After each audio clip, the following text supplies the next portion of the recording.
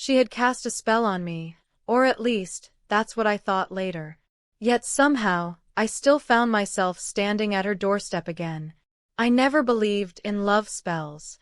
To me, they were nothing more than fairy tales for gullible people looking for an explanation for their emotions. Love was chemistry, compatibility, shared interests. At least, that's what I believed until I met Vera. We met by chance.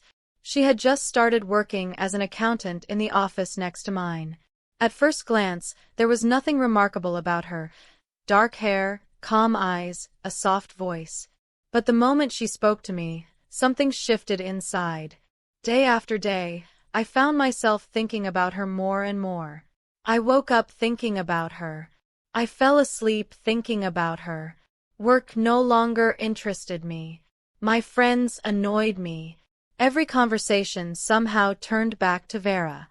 "You're in love," my friend Anton joked. "Maybe," I replied, but it didn't feel like ordinary love. Within a month, I couldn't imagine my life without her. I wanted to see her every minute of every day. If she didn't respond to a text for a few hours, I felt genuine panic. Vera was warm and kind toward me, but she always kept a certain distance. "Don't rush," she would say. "Everything happens in its own time." But I was willing to do anything just to be near her. One day, her elderly neighbor stopped me outside the apartment building. "You should be careful with that girl, son." "Why?" The old woman glanced around nervously. "She's strange. Always visiting some old fortune teller. People talk." I laughed it off and walked away. Superstitions had never interested me, but for some reason, her words stayed in my mind. A few weeks later, something even stranger happened.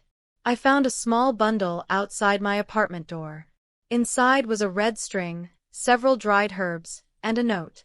"If you want your freedom back, leave now." There was no signature. I dismissed it as a stupid prank, but a feeling of unease began to grow. Meanwhile, my obsession with Vera only became stronger. I barely recognized myself anymore. My parents worried. My friends almost stopped calling. Finally, Anton had enough. "Look at yourself," he said. "You're acting like you're under hypnosis. Stop exaggerating." "No, seriously. You're not the same person anymore."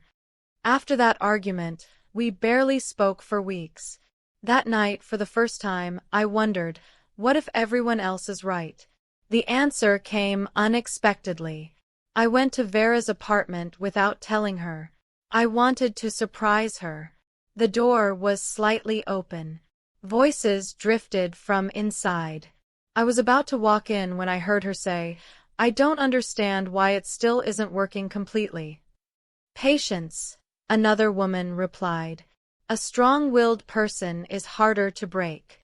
A cold wave swept through me. Carefully, I looked inside. An elderly woman sat at a table. Candles burned before her. On the table lay a photograph. My photograph. I don't remember running out of that building. I spent the entire night wandering the city. My mind refused to process what I had seen. The next day, Vera called dozens of times. I didn't answer. A week passed.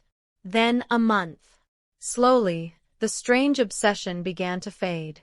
My thoughts became clearer. I started seeing friends again and returned to a normal life. It seemed like the story was over. But one late autumn evening, someone rang my doorbell. Vera stood on the doorstep. She looked pale, exhausted, nothing like the woman I remembered. "Can I come in?" she asked quietly. Without a word, I stepped aside.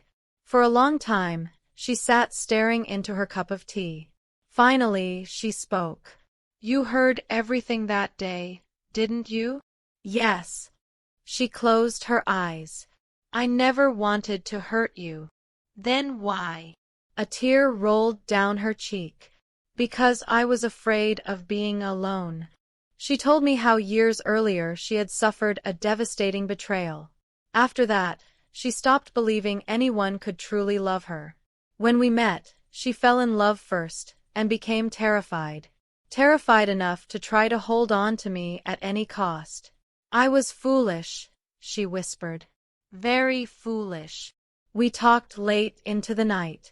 There were no accusations, no shouting, just honesty. When she finally left, I walked her to the door. Goodbye, Vera. She nodded. Goodbye. I was certain we would never see each other again, but life had other plans.